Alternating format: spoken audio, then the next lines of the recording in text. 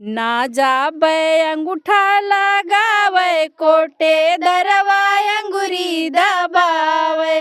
ना जाबे अंगूठा लगावे कोटे दरवा अंगुरी दबावे। अंगुरी दबावे हो अखिया लड़ावे। अंगुरी दबावे हो अखिया लड़ावे।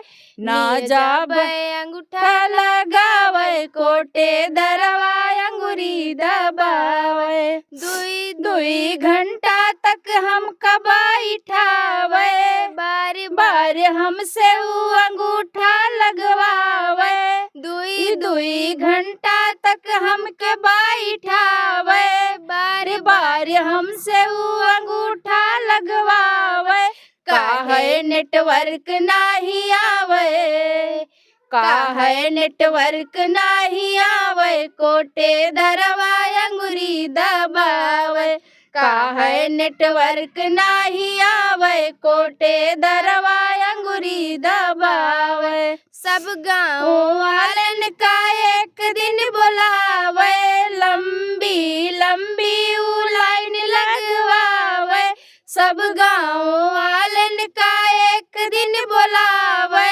लंबी लंबी ऊ लाइन लगवावे। हमका सबसे पीछे खड़ी करावे। हमका सबसे पीछे खड़ी करावे कोटे दरवा अंगुरी दबावे।